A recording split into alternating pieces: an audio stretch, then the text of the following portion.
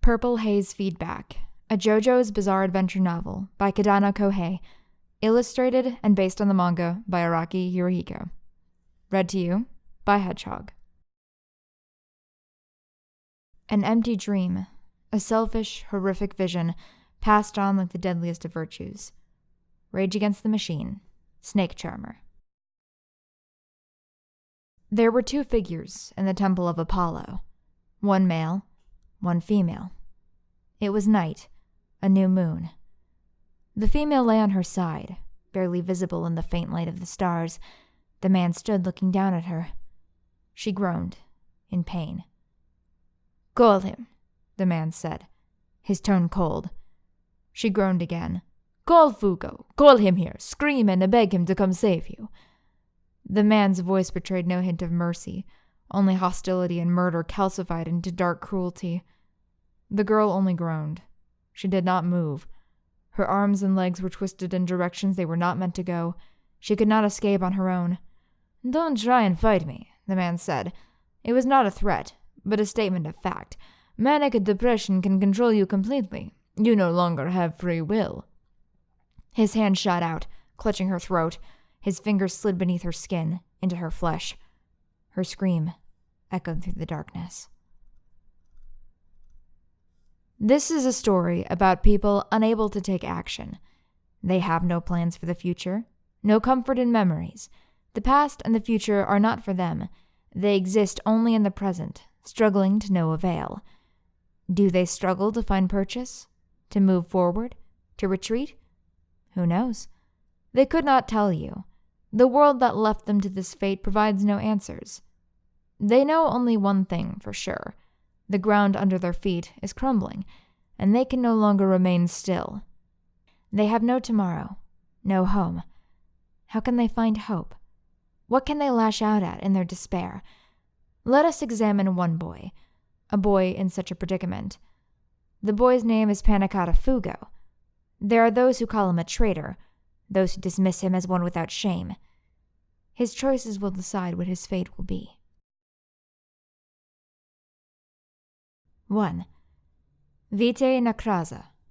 I saw a skull. Milano, Italy. The Stadio Giuseppe Meazza, one of the most famous soccer stadiums in the world. Something there was very wrong. There was no noise. There was always noise. Crowds of chanting fans, the shouts of vendors, of police struggling to maintain order. At this time of day, the stadio was never quiet, especially on game day, and the hometown favorites were supposed to be playing their arch rivals to a sold-out crowd. Yet, all 80,018 seats were empty. No one watching, no one playing. No one there at all. Only a terrifying stillness beneath the open sky. In that sky was a blimp, hovering overhead, as if filming the game that was not being played. On the side of the blimp, in small, unobtrusive lettering, was written, Speedwagon. In the gondola, the blimp's staff looked down at the empty stadium nervously. They looked at each other and nodded. One of them spoke into a receiver. "The stadio's deserted. You're clear to proceed." "Roger that." The man on the other end of the line stepped forward into the empty seats and waved at the blimp overhead. A light flashed. They'd seen him. "I keep a close watch. Like I said, anything happens to me, scram." "Understood. Be careful, Guido Mista." Switching off the receiver, the man, Mista, reached down and pulled a gun out of his boot. With practiced ease, he took aim at the tunnel the players entered from. "Okay, come on out, Sheila E." His voice was low, but it carried, projected like an opera singer's. For 10 full seconds, there was silence. Then, two figures emerged from the shadows, their movements a far cry from the intensity the home team athletes typically displayed. One was a girl, Sheila E. Her features were young, suggested she had not yet fully matured, but her eyes were something else entirely. They were the eyes of a wild thing, prepared to lunge forward and sink her teeth into the throat of all she surveyed, prepared to tear it asunder. There were a number of scars on her face. She showed no signs of self-consciousness about them. She was escorting a boy, who stepped gingerly onto the pitch, head down, his strawberry earrings aflutter. When the two of them had reached a point 20 meters in front of Mista, he yelled out, "Stop!" They did. Sheila E. stopped on a dime, like a soldier doing drills, but the boy flinched and stood there twitching. Mista's gun was aimed at him, the barrel trained directly on his face, between his brow and his lips, towards the upper end of the bridge of his nose. It did not waver. Mista grunted. He looked the boy over, then stuck his lips out and said, "Long time no see." The boy's head jerked up, looking at him for the first time. Mista's eyes were cold, like ice. "Tell me, Fugo, what have you been up to?" The boy didn't answer. He seemed at a loss for words. "As far as we can tell, you spent the last 6 months playing piano in a bar. You play piano? I had no idea. All that time we knew each other." "Guess rich kids get to learn all sorts of fancy tricks." Fugo muttered something under his breath. Mista said, not about to let that slide. "What did you say? You got something to say. Spit it out." Fugo twisted his lips to one side. "It was nothing," he squeaked. It wasn't nothing. He'd rejected Mista's implication out of hand. Mista cocked an eyebrow, but let it drop. "Okay, then tell me. You got anything to say to me? Anything you want to know? I'll answer what I can." Fugo stood in silence for a long moment. Then he made up his mind. "Is he really dead?" There was raw grief in his eyes. When he saw that, Mista frowned and glanced at Sheila E. "Sheila E., cover your ears." She nodded curtly and jammed her fingers in her ears with such force it was a wonder they didn't bleed, sealing off all outside sound. Her obedience was downright pathological. Mista did not seem concerned.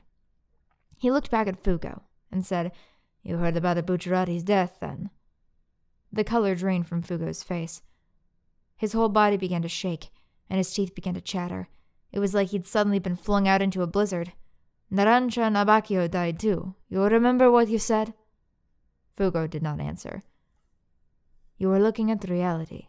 You can't survive on ideals alone. We live outside the mob." Fugo remembered those words. He would never forget them. Those words led directly to him leaving the man he'd bet his life on. Had he made a mistake? Had he been the one ignorant of what was really going on? He'd wrestled with that question every day since, and now the answer, or part of it, stood before him. One of the 5 people he'd abandoned that day. "Mista, is this true?" His voice shook. His question was not particularly specific, but Mista smiled faintly. "You've heard the rumors, then? What did you hear?" "That—" Fugo stopped and looked at Sheila E. Mista had made her cover her ears so she wouldn't hear what they were about to say. It took a lot of nerve for him to speak further. "What I heard was that the boss has finally showed himself. And his name." "His name?" "Was Giorno Giovanna. They said that Patron's boss was only 16, and his youth was the reason he kept his identity a secret. But traitors emerged and tried to uncover his identity, which got an innocent girl mixed up in mob affairs and nearly led to all-out war. So he saw no reason to hide and revealed himself at last." "Yeah, you know that's a lie. You were with us right before it all went down." Mista's gun remained pointed right at Fugo's head. "You were with us before Diavolo, the real boss, killed Bucciarati and the others." Fugo's throat felt dry, but he didn't dare swallow. "Giorno joined the gang specifically to defeat the boss and take over. Bucciarati was helping him all along. Makes sense, doesn't it? You don't look surprised. The moment he joined our team, Giorno was no ordinary recruit. He never seemed like a rookie, and Bucciarati always treated him like a trusted partner, not a subordinate. Giorno insists they were even partners, but truth is, Bucciarati was working for Giorno.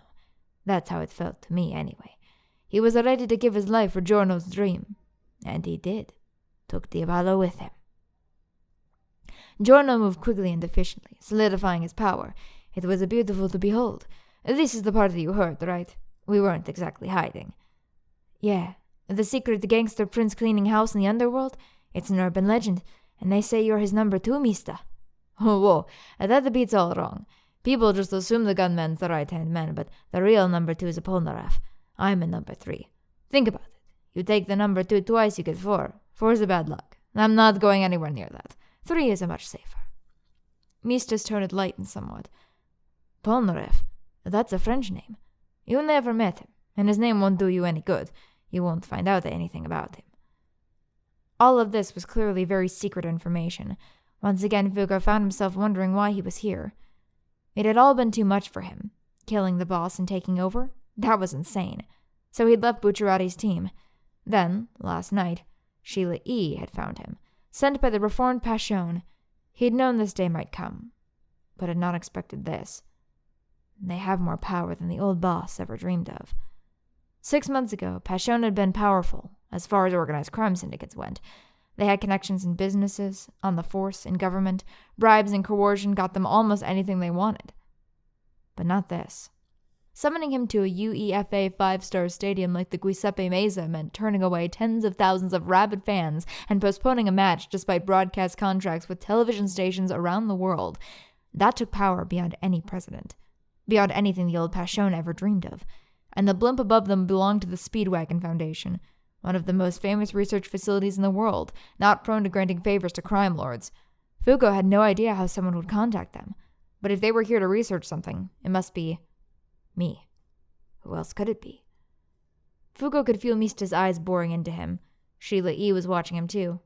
Fugo, what do you think? Mista asked. Do you consider yourself a traitor? Did you heartlessly abandon Bucciarati in his hour of need? Does the guilt keep you up at night? I gotta admit, you may have been right. I mean, Bucciarati kicked the bucket. You didn't come with, so you survived. I only survived because I'm a super lucky mega nice guy born under a blessed star. But you didn't have that to fall back on. You'd never have made it. You had no shot at surviving the insane fight Diavallo and Giorno had. You were smart enough to see that. Always were. So on that point, we're cool. The problem is now. What do you intend? When Fugo said nothing, Mista made a show of pulling his fingers out of his ears. Sheila E. followed suit with an audible pop and stood at attention, ready to fight at any second. Fugo, Mista said, quietly. Show your stand. Sheila E.'s eyes were even more like daggers. Fugo's face found a new shade of pale. Show us a purple haze. Fugo grit his teeth, but did as he was told. Fugo's body appeared to blur, then double, like a heat haze. Then the double stepped forward. It was like his soul had stepped free of his flesh, moving of its own accord, a part of his personality given form. This was his stand. A patchwork thing, more zombie than man, eyes peeled wide and bloodshot. He called it Purple Haze. Another aspect of Fugo, a power all his own, one of the most fearsome in the world. Purple Haze ground his teeth irritably, drool running down his chin. Fugo hated looking at him. It was creepy. Too creepy. But Mista did not flinch at the sight. So, Fugo, he said, quietly keeping his aim steady, you will know why we called you to a place like this in broad daylight, don't you? Fugo said nothing. Fugo, your stand is crazy dangerous. The killer virus your purple haze spreads rots anything it infects, and they melt to death. There's no way to guard against it, no way to control what it infects. Indiscriminate, vicious, murder incarnate. Fugo remained silent. But I know that the virus isn't fond of light. I know the range it spreads is only 5 meters. You know, I know. I do. So, here, this place, this distance, this weather, your purple haze has no chance of fighting my pistols. The gun Mista was holding was just an ordinary gun, loaded with ordinary bullets, but Fugo could see tiny little things floating in the air between them, like nasty little fairies. This was Mista's stand. The bullets he fired would follow unexpected paths, slip past all defenses, and strike where the most damage could be done. Fugo could spread his virus all he wanted, but Mista was 20 meters away. It would never reach him. In an open field with the sun beating down, the virus would wither in no time at all and be harmless. No one else would get involved. Fugo alone was certain to die. And the girl. Fugo could feel Sheila's eyes drilling into his back. She was a sacrificial pawn. If he did anything unexpected, it was her job to throw herself at him. She knew the virus would infect her, kill her, but she would not hesitate to throw her life away. He'd known she would do that the moment he first laid eyes on her. She seemed like the type. There was no way out. I know, Mista, Fugo said. He could hear his voice shaking, but he forced himself to speak. I know if you meant to kill me, you would have done it by now. Oh? Mista raised an eyebrow. This isn't like you, Fugo. Once was, when your back was against the wall, you'd snap and do something crazy. I gotta admit, when you decided not to follow Bucciarati, I was relieved. You snap at the wrong time, spray that virus around everywhere, we all die. That would just be dumb, yeah? He was insulting Fugo. That was clear. But even clearer, he's doing this deliberately, trying to wind me up. Give him an excuse to shoot me. He's sure he can kill me before I hurt Sheila E. Fugo was sure now. Sure why he'd been brought here. He took a deep breath and said, "Not everywhere." "Huh? I can't spread the virus everywhere. Only 6 times. There's only 6 virus capsules on Purple Haze's hand. I can only attack 6 times in a single day. You know this." Mista narrowed his eyes. Fugo sounded calm. He'd worked it out. "Then I'll ask again, Fugo. What are you thinking, right now? I've never betrayed PATRON, have I, Mista?" "I see." Mista pursed his lips, then sighed. "Those words were chosen carefully. You always were clever. You know what you have to do, don't you? How you can prove your loyalty to Giorno." "Prove? To prove you aren't our enemy. Go kill someone who is. If you can't, then we'll kill you." There was nothing false in his tone. It was not an empty threat, not false bravado. Simply the truth. An order. One delivered with authority. 6 months ago, when they were both low-ranking hoods, he could never have sounded this intimidating. He'd grown. The gulf between them was immense. Fugo's teeth wanted to chatter, but he forced them to lie still. He felt like a frog frozen in a snake's glare, but at least he had earned a stay of execution. Again. This should have been a relief, but instead, Fugo found himself extremely out of sorts. Bitterness bubbled up inside him, and it was all he could do to keep it inside. It was a thorny bile that burned as if on fire, yet remained terribly cold. Purple Haze suddenly began to roar. The sound yanked Fugo's attention outward. "Enough," Mista said, frowning. "Put him away." Fugo allowed his double to slip back inside him. Behind him, Sheila E. snorted. "You can't even keep your own thing quiet? Do you have no self-control at all?" Fugo could not argue that. "Don't start fighting yet," Mista said. "You're going to be working together." Fugo blinked at him. "We are? Not just the 2 of you. You'll have help. These aren't the kind of guys you take on alone." "Guys? Your target is 1 man, but he's got the team protecting him. If you don't have a team, you won't win. Tactics 101. Mista caught Fugo's eye and held it. His gaze told Fugo all he needed to know. This target meant business. A chill went down his spine. "If he has a team, then..." Mista nodded. "Leftovers from the old PATRON, the narcotics team." At roughly the same point in time, in a warehouse at the edge of Villa San Giovanna, a small town on the Strait of Messina, affairs were already set in motion. A man's sobs echoed through the dimly lit room. A boy stood in front of him. Sunken cheeks, shockingly large eyes, cuts ran this way and that all over him, even his eyelids and lips. These were not old wounds. Most still had scabs on them in all sorts of unpleasant colors. Even now, the boy was carving a new gash with a dagger, cutting his own cheek open. The boy helpfully provided oral renditions of the sound effects he imagined would accompany his cutting. He looked barely alive, his eyes unfocused. Once he had more or less finished slicing his own flesh open, he began mumbling incoherently. "Well then, the man," he began, "he's incomplete. All kinds of shit is just not enough. I don't mean like nutrition or exercise I mean in comparison to primitive man, there's something in their lives, their daily lives that just isn't there." There was a sudden crackle in his throat, and something came flying out. He'd coughed up a scab from a wound on the inside of his throat.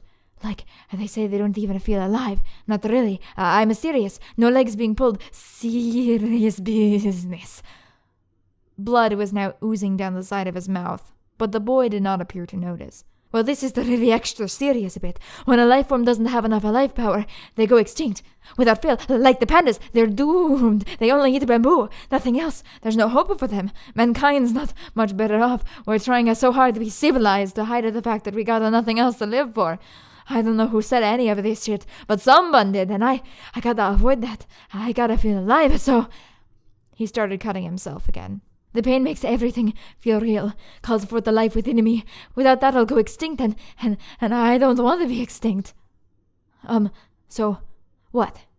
You, was it Harry? Holly? No, Sally? Something like that, right?" There was a lightness to his tone, like he was addressing an old friend. The man, whose name was actually Saleh, was covered in sweat, his forehead creased with lines of worry. This was a moment of crisis for him. He, too, was a former member of PATRON. In times past, he had clashed with Mista and Giorno in pursuit of treasure left by one of the gang's leaders, Polpo. Much like Fugo, he had been ordered to make amends. But the name is Sale. That's a very salty name. Get it? Because it means salt. Sale, Sale. God damn, that's funny. He laughed so hard he was gasping for breath, but when he realized Sale wasn't laughing with him, the laughter dissipated. I'm talking to you here, he growled, and when Vittorio Catalidi speaks to you, you'd best not ignore him. Or wait, do you not have manners? Hello? Which of us is in the right here? Me, being all polite, speaking clearly, making sense? Or you, sitting there in rude, stony silence, not saying a blessed thing? No matter how you look at it, the answer's me, ain't it? You got no arguments with that, do you? Not surprised. Or do you? If you got the problem with me, show it. Show me your stand. Let me see what Kraftwerk can do. Sale was a great deal older than Vittorio, but the boy clearly had the upper hand. Everything about the younger boy made Sale's hair stand on end. He'd been through his share of close calls, even fought Mista and lived to tell the tale. But he'd never been this scared. The boy's bug-crazy eyes were staring at him, windows to his soul found wanting. For all his talk of mankind and civilization, the boy's eyes proved he had no future. There was no glimmer, no sign of what he might become, no dream, no hope, no passion, only the hostility that came tumbling out of his mouth. Is he really part of the narcotics team? The team that turned an 11-figure profit? Sale found it hard to believe. In the old PATRON, they had been the team everyone dreamed of joining, the team that got everything they wanted, that sucked at the teat of God. They were kings of the world, with all the money and women they could ask for, able to do anything they wanted. Or so everyone thought.